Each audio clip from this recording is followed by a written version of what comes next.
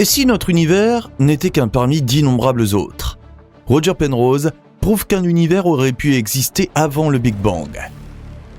Dans un cycle sans fin de création et de désintégration, d'innombrables univers ont pu naître au cours de périodes de temps inimaginables. Cette théorie brise les frontières du temps et de l'espace, non pas par un infini qui n'aurait ni début ni fin, mais par l'hypothèse de nombreux débuts et d'autant de fins. Comment cette nouvelle vision affecte-t-elle notre compréhension de la réalité ? Existe-t-il une inflation éternelle du multivers ? Dans les milieux scientifiques, ce Roger Penrose est considéré comme un génie dont la réputation au Royaume-Uni n'a rien à envier à celle du feu Stephen Hawking, superstar de l'astrophysique. Penrose a même un prix Nobel sur son étagère et a été anobli par la reine britannique grâce à ses réalisations dans le domaine scientifique. Son œuvre la plus provocante est l'une des thèses les plus controversées de Penrose et le concept de cosmologie cyclique conforme, ou CCC en abrégé. Penrose y présente des chiffres, des données et des faits qui montrent que notre univers pourrait être issu d'un univers antérieur. La CCC va bien au-delà des idées classiques de début et de fin et nous oblige à repenser complètement la nature du temps et de l'espace. Ce n'est que récemment que la théorie publiée en 2015 a pris un nouvel élan grâce au télescope James Webb. Les découvertes faites par le James Webb peuvent être interprétées comme les preuves en faveur de la CCC, alors qu'elles ne sont pas du tout compatibles avec notre ancienne cosmologie. CERS 2012, comment est-ce possible ? Examinons les surprises que nous a réservées le James Webb et ce que cette découverte signifie par rapport à la cosmologie CCC de Roger Penrose. En plus de 16 galaxies qui existaient si tôt dans l'univers qu'elles doivent être plus anciennes que le Big Bang, 6 trous noirs ont émergé pour lesquels quelque chose de semblable s'applique. Quelques centaines de millions d'années seulement après le Big Bang, ces géants étaient déjà plus massifs qu'1 milliard de soleils. C'est alors qu'est survenu un miracle scientifique qui fait s'effondrer les vieilles explications comme un château de cartes. CERS 2012. Cette galaxie n'est pas aussi ancienne que les autres découvertes de James Webb, mais elle est aussi la preuve que quelque chose ne peut être correct avec les idées précédentes sur le Big Bang. CERS 2012 est une jumelle presque exacte de la Voie lactée. Il n'est pas rare que les galaxies se ressemblent dans l'univers, mais il a fallu à notre Voie lactée plusieurs milliards d'années pour devenir une galaxie spirale barrée parfaitement formée et riche en étoiles. CERS 2012 existait environ 2 milliards d'années après le Big Bang. Si nous supposons que les galaxies comme celle-ci mettent des milliards d'années à se développer, leur âge s'étend également au-delà du Big Bang. CERS 2012 nous offre un autre avantage que les autres découvertes de James Webb n'ont pas. En raison de sa proximité avec nous, sa lumière est un peu plus facile à analyser que celle des galaxies encore plus anciennes découvertes par Webb. Les chiffres concernant le nombre d'étoiles, leurs éléments et les formations au sein de la galaxie sont plus fiables et montrent que cette galaxie a fait preuve d'une maturité semblable à celle de notre Voie lactée seulement des milliards d'années après le Big Bang. As-tu déjà pensé au fait que notre Voie lactée existait aussi sous une forme ou une autre dans l'univers primitif ? Peut-être n'était-elle alors qu'un petit amas globulaire difforme. Ou peut-être notre Voie lactée est-elle bien plus ancienne qu'on ne le pensait et errait-elle déjà dans l'espace sous la forme d'une galaxie parfaite il y a 13 milliards d'années ? Avec une masse stellaire estimée à environ 3,9 milliards de masses solaires, CERS 2012 est nettement plus grande qu'une galaxie n'aurait dû l'être à cette époque. Néanmoins, elle est plutôt petite comparée à la Voie lactée. Cependant, la question de l'évolution des galaxies au début de l'univers est moins une question de masse que de forme. Les formes des galaxies ne sont censées émerger qu'à travers des processus complexes de fusion et de croissance sur des milliards d'années. Comment cette découverte pourrait-elle soutenir la cosmologie cyclique conforme de Roger Penrose ? L'univers a commencé très différemment. La théorie CCC s'écarte radicalement de l'idée traditionnelle du Big Bang comme commencement absolu de l'univers. En d'autres termes, Dieu n'a pas eu à réinventer complètement l'univers, mais en a créé un nouveau à partir d'un univers précédent dans lequel toutes les informations sur la matière, les étoiles et les galaxies étaient déjà disponibles. Néanmoins, même dans le CCC de Roger Penrose, chaque nouvel univers commence par un événement que nous pouvons encore appeler Big Bang. La faiblesse de la cosmologie précédente était qu'elle ne pouvait pas expliquer le « avant ». Lorsqu'on leur demandait ce qui s'était passé avant le Big Bang, les physiciens classiques répondaient « rien ». Puis la physique quantique est apparue et a postulé « le néant n'existe pas ». et le néant a été redéfini comme une tapisserie quantique d'équilibre parfait. Cependant, les physiciens quantiques étaient incapables d'expliquer d'où venait cette fluctuation quantique. C'est là qu'intervient l'idée de Roger Penrose. Le CCC est très vaste et complexe, c'est pourquoi nous en présentons ici une vision très simplifiée. Imagine un univers très semblable au nôtre. Dans cet univers, de gigantesques trous noirs ont aspiré toute la matière à un moment donné. Lorsque la dernière étoile et le dernier grain de poussière ont disparu dans la gueule des géants, les forces physiques se sont arrêtées. Cela a déclenché une réaction en chaîne que l'on peut comparer à la mort de l'univers. Pendant quelques instants, au-delà de notre notion de temps, l'univers s'est trouvé dans un état d'équilibre complet. Aucune force mesurable et aucune matière n'était présente. Seuls les trous noirs ont pu, d'une manière ou d'une autre, survivre à ce seuil entre la mort et la nouvelle vie. Ou bien, ils se sont évaporés à la fin. Le nouvel univers a alors émergé d'une impulsion que nous pourrions appeler une étincelle de vie divine, ou plus scientifiquement, une loi de cyclicité. Cette loi a déclenché le processus de création du nouvel univers. L'un des messages clés de la théorie de Penrose est que les propriétés de l'univers à la fin de sa vie sont très similaires à celles qu'il possède au début d'une nouvelle ère. Penrose a eu l'idée de la CCC alors qu'il étudiait les propriétés fondamentales de la relativité générale et de la mécanique quantique. À ce jour, ces deux disciplines sont considérées comme incompatibles. Penrose cherchait les points de contact et aussi les contradictions. Ce faisant, il a remarqué le rôle des singularités et les propriétés du fond diffus cosmologique. Il a constaté que la direction thermodynamique du temps de l'univers, qui est déterminée par la deuxième loi de la thermodynamique, pouvait donner une indication sur une structure à grande échelle. Penrose a soutenu que l'univers a dû commencer dans un état de très faible entropie, comme en témoigne l'état lisse et ordonné du fond diffus cosmologique. Les points de Hawking constituent l'un des principaux éléments de preuve du CCC. Ces minuscules zones dans le fond diffus cosmologique peuvent être interprétées comme les restes des trous noirs issus de cycles antérieurs de l'univers. Selon cette interprétation, les géants auraient déjà existé dans l'ère précédente de l'univers et se seraient évaporés par le processus du rayonnement de Hawking, laissant derrière eux des traces encore plus visibles dans le cycle suivant de l'univers. Une autre interprétation serait que les trous noirs ont en quelque sorte survécu au passage d'un univers à l'autre, et maintenant, tu devrais aussi comprendre pourquoi la découverte de trous noirs ultramassifs à proximité du Big Bang soutient la théorie de Penrose. Si les informations sur les étoiles, les galaxies et la formation de la matière ont également circulé directement d'un ancien univers à un nouveau, il est concevable que la matière et les galaxies aient évolué beaucoup plus rapidement. Si la théorie CCC est correcte, nous aurions un point de départ complètement nouveau. Qu'est-ce que le temps et l'espace en réalité ? C'est une chose passionnante. Le concept de la cyclicité de l'univers serait également un sous-concept cohérent de l'inflation éternelle et du multivers. Bien sûr, cela soulève aussi des questions sur la nature du temps et de l'espace en général. La théorie de l'inflation éternelle remonte aux travaux de physiciens tels qu'Alan Guth et Andrei Linde.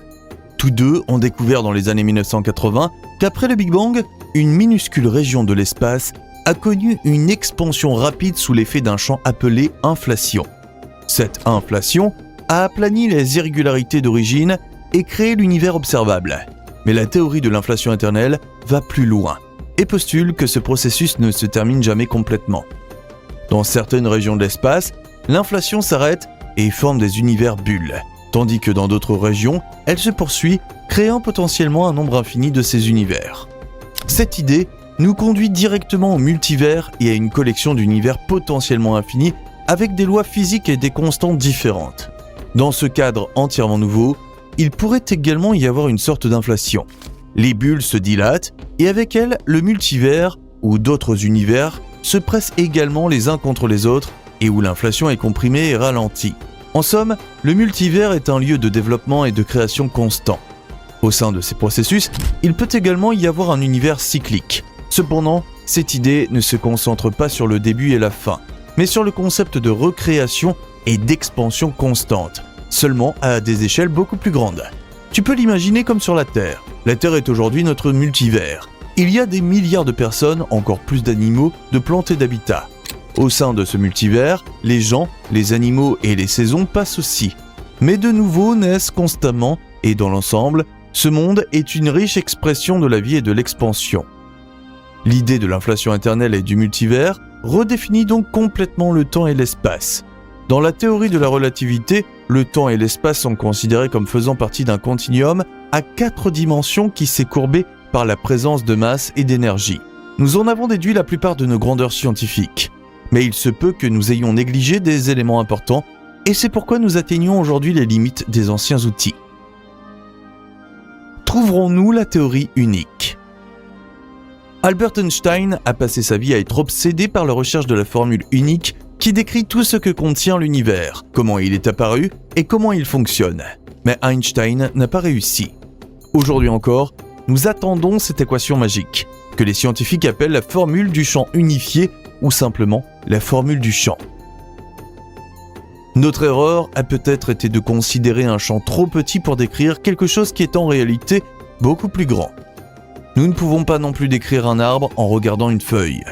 Nous pourrions peut-être reconstruire l'arbre en laboratoire à partir du génome de la feuille. C'est exactement ce que les scientifiques tentent actuellement de faire en physique des particules. Ils espèrent en savoir plus sur la fonction de l'ensemble à partir de la fonction des plus petites particules. Mais même cela n'est que partiellement réussi, car plus nous nous penchons sur le monde des plus petites particules, plus ce que nous pouvons mesurer devient mystérieux. Avec nos télescopes, nous observons actuellement un ciel qui s'étend sur plus de 90 milliards d'années-lumière. Le télescope James Webb peut capter la lumière qui voyage jusqu'à nous depuis plus de 13 milliards d'années. Malgré cette échelle incroyable, nous devons réaliser que nous ne voyons peut-être qu'un grain de sable sur une plage. Quel rôle les trous noirs ont-ils joué dans la formation de l'univers, et se pourrait-il qu'ils aient été les premiers objets à exister dans notre univers ? Le scientifique Neil deGrasse Tyson a sa propre réponse choquante à cette question. Citation de deGrasse Tyson. « Nous faisons partie de cet univers. Nous sommes dans cet univers, mais ce qui est peut-être encore plus important que ces deux faits, c'est que l'univers est en nous. Nous sommes sur le point de trouver des réponses à certaines des questions les plus profondes de l'humanité. D'où vient l'univers ? Qui l'a créé ? Et faisons-nous nous-mêmes partie d'un plan ou sommes-nous là par hasard ? Neil deGrasse Tyson, astrophysicien de renom et vulgarisateur scientifique, a affirmé que le télescope James Webb avait découvert des preuves de l'existence de trous noirs provenant d'un univers antérieur. Cela signifierait peut-être que notre univers n'est qu'un élément d'un cycle sans fin de naissance cosmique. Si cette affirmation s'avère vraie, nous devrons réécrire l'histoire de la cosmologie. James Webb brise l'univers. Que doit faire une galaxie pour être qualifiée de briseur d'univers ?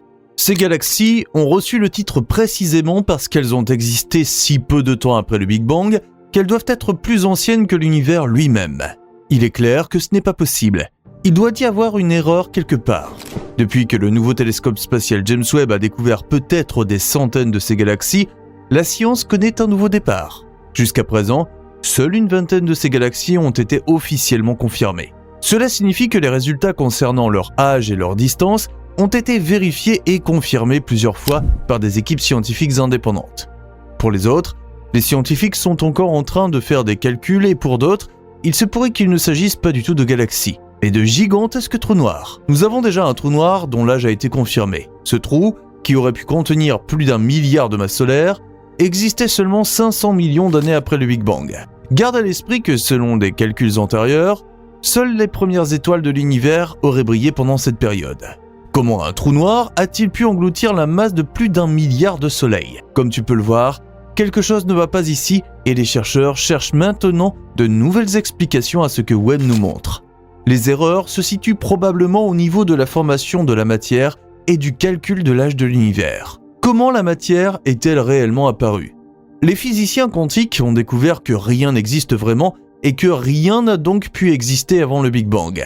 Au contraire, l'état avant le Big Bang se présentait comme un équilibre absolu de toutes les forces. Des quantas ont émergé, se sont neutralisés, puis ont à nouveau disparu dans l'éternité. Puis, à un moment donné, il y a eu un bang. Un déclencheur inconnu jusqu'alors, situé en un point minuscule, a fait en sorte qu'un quanta ne puisse plus se neutraliser. Ce fut la fin de l'équilibre absolu et du point zéro physique. Et quelque chose fut créé. Les scientifiques sont certains que ce point unique contenait toutes les informations et la structure de base de tout ce que nous voyons dans l'univers aujourd'hui. Le Big Bang s'est produit en une fraction de seconde et une chaleur incroyable remplie de quarks et de gluons s'est répandue. Les scientifiques appellent cette forme primordiale le plasma de quarks et de gluons. Au fur et à mesure de son expansion et de son refroidissement, l'univers a subi une série de transitions de phase qui ont conduit à la formation des premières particules subatomiques. Environ 1 millionième de seconde après le Big Bang, les quarks se sont condensés en protons et en neutrons. Ce processus est aujourd'hui connu sous le nom d'ère des hadrons et marque le début de la matière. L'ère suivante des leptons a produit des électrons et l'univers a continué à se refroidir. Environ 380 000 ans après le Big Bang, pendant l'ère de la recombinaison, l'univers s'est refroidi jusqu'à atteindre une température à laquelle les électrons et les protons ont pu former pour la première fois des atomes d'hydrogène stables. Cela a réduit l'impénétrabilité de l'univers, permettant à la lumière de voyager plus librement dans l'espace. On dit que ce moment se reflète dans l'univers jusqu'à aujourd'hui sous forme de rayonnement de fond cosmique.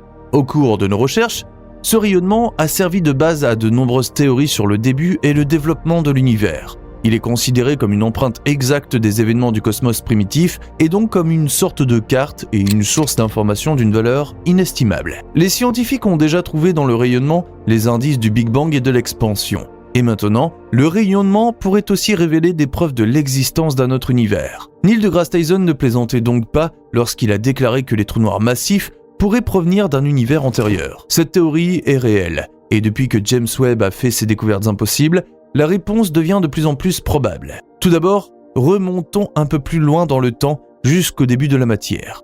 Après le premier défrichage de l'espace, les éléments constitutifs de la matière étaient encore uniformément répartis dans l'espace. Seule la force de gravité rassemblait les structures et les mettait en mouvement, de sorte qu'elles devenaient de plus en plus condensées jusqu'à la naissance des premières étoiles. Selon les calculs précédents, cela signifierait que l'univers a entre 500 millions et environ 1 milliard d'années. Or, le télescope James Webb nous montre qu'il existait déjà des galaxies très développées à cette époque. Y a-t-il eu un autre univers ? Pour beaucoup, cette théorie était trop folle. Lorsque Roger Penrose a postulé pour la première fois dans l'un de ses livres très acclamés en 2010 qu'il pourrait y avoir un univers cyclique, ses collègues scientifiques ont été horrifiés. On aurait presque dit qu'un scientifique voulait appliquer à l'univers la sagesse orientale en matière de réincarnation. Mais Roger Penrose n'est pas n'importe qui. Cet homme est l'un des astrophysiciens et penseurs les plus brillants de notre époque. Penrose n'est mieux connu ici que depuis la mort de son tout aussi grand collègue et bon ami Stephen Hawking. Penrose est au moins aussi connu et populaire dans son pays d'origine que l'était Hawking. Sir Roger Penrose a même reçu un prix Nobel en 2020 et a été anobli par la reine il y a longtemps. Les raisons de cet engouement résident dans ses réalisations extraordinaires en physique et Penrose s'était donné pour mission de communiquer la science de manière à ce que tout le monde puisse la comprendre. Il a écrit de nombreux livres destinés à rendre les relations astrophysiques compliquées compréhensibles pour le commun des mortels, a présenté des programmes pour les enfants et les jeunes et est apparu dans de nombreuses émissions scientifiques de la BBC. Quand Penrose affirme quelque chose, c'est qu'il y a de la matière. Quelques mois après la première publication de son hypothèse, il a présenté un article scientifique bien fondé. Penrose a pu prouver que dans ce même rayonnement cosmique de fond, qui n'a pratiquement pas changé depuis des temps immémoriaux, il existe des preuves de la présence des trous noirs qui auraient pu exister avant le Big Bang. Mais qu'est-ce que cela signifie concrètement ? La cosmologie cyclique conforme, ou CCC en abrégé, postule à la base que l'univers est soumis à un cycle sans fin de phases successives, ou éons. Chaque éon commençant par un Big Bang et se terminant par un état très similaire à un nouveau Big Bang. Penrose soutient que ce que nous appelons le Big Bang n'est pas un nouveau départ absolu, mais une transition entre un éon précédent et un autre éon actuel. La théorie affirme en outre que lors de la transition d'un éon à l'autre, l'information peut être transférée de manière conforme, en préservant la structure de l'espace, mais en dissolvant l'échelle du temps et de l'espace. D'autres indices auxquels Penrose fait référence sont les points de Hawking dans le fond diffus cosmologique. Ces zones de température élevée pourraient être des vestiges de trous noirs datant d'une époque antérieure. Selon la théorie, les trous noirs sont capables de transmettre des informations sous forme de rayonnement à travers la transition entre les éons, ce qui indique encore la nature cyclique de l'univers. En ce qui concerne la formation de la matière, le CCC offre une explication de la façon dont la structure et la distribution de la matière dans l'univers sont sujettes à des changements au cours des éons et restent pourtant partiellement préservées. Si l'univers existe dans un cycle d'expansion et d'effondrement, alors les conditions à la fin d'un éon pourraient influencer les conditions initiales de la formation de la matière dans l'éon suivant. Cela pourrait signifier que la distribution des éléments de base de la matière et la formation des premières étoiles et galaxies ont été beaucoup plus favorables que ce que l'on supposait jusqu'à présent. Tu peux imaginer que la matrice de base des étoiles et des galaxies entières était déjà là, et que le nouvel univers a pu réassembler les nouvelles étoiles et galaxies à partir d'anciennes structures. Le temps de construction pratique a donc été énormément raccourci, et cela pourrait expliquer pourquoi, quelques centaines de millions d'années après un Big Bang, des galaxies prêtes à l'emploi se promènent déjà dans l'espace. La théorie de Penrose connaît aujourd'hui un énorme essor grâce à la découverte de galaxies et de trous noirs très anciens. Et ceux qui trouvaient l'idée trop folle regardent avec de longues grimaces depuis l'impossible. La CCC pourrait également expliquer l'existence précoce des trous noirs. Il se pourrait même que les géants noirs migrent d'un néon à l'autre sans subir de changements majeurs. Ils pourraient même jouer un rôle décisif dans la formation du nouveau Big Bang. Les trous noirs comme sage-femme? Je parie que tu ne savais pas que le Big Bang est en fait l'équivalent de l'expérience de la double fente en physique quantique. La double fente a montré que la matière ne se forme que lorsqu'elle est mesurée. Il devait donc y avoir un observateur dans le monde quantique au moment où notre univers est né. Mais comment cela est-il possible s'il n'y avait pratiquement rien? L'observateur pourrait aussi être la conscience pure, qui est quelque chose comme rien parce que nous n'avons pas encore été capables de la mesurer ou de la décrire. Mais elle est là. Toi et moi avons une conscience et celle-ci forme la matière. Il est possible que notre univers ait également une conscience ou qu'il y ait un créateur conscient après tout. Il est également possible que l'univers utilise une astuce simple pour automatiser entièrement les transitions d'un univers à l'autre. À la fin d'un univers, un gigantesque trou noir ou plusieurs gigantesques trous noirs pourraient avoir absorbé toute la matière. Dans ses travaux, Penrose a supposé que les trous noirs se seraient alors évaporés. Mais qu'en est-il s'ils sont les véritables lieux de naissance ou les témoins du nouvel univers? Des scientifiques de l'université de Chicago et de l'université de Princeton ont suggéré que les trous noirs pourraient être exactement les observateurs nécessaires à l'effondrement d'un état quantique indéfini pour que la matière se forme par la suite. Les conditions uniques à l'horizon des trous noirs pourraient en fait avoir fourni l'étincelle pour la création d'un nouvel univers. Au bord de l'horizon des événements, il existe un rayonnement minimal, nommé d'après son découvreur Stephen Hawking. Ce rayonnement est créé par l'intrication quantique des quantas à l'intérieur du trou noir et par un tout petit nombre de quantas qui s'échappent du trou noir. C'est là que le bas blesse, car ces quelques quantas qui se trouvent sur les bords du trou noir peuvent théoriquement contenir toute l'information de la matière mangée. Ce rayonnement, associé à l'information en tant qu'observateur, peut effectuer la mesure qui crée un nouvel univers. C'est particulièrement excitant car nous nous sommes toujours demandé ce qu'il advient réellement de toute la matière et de toutes les informations qui tombent dans les trous noirs. Peut-être sont-elles simplement recyclées par le rayonnement et la naissance d'un nouvel univers. Abonne-toi dès maintenant, les meilleures vidéos sont encore à venir.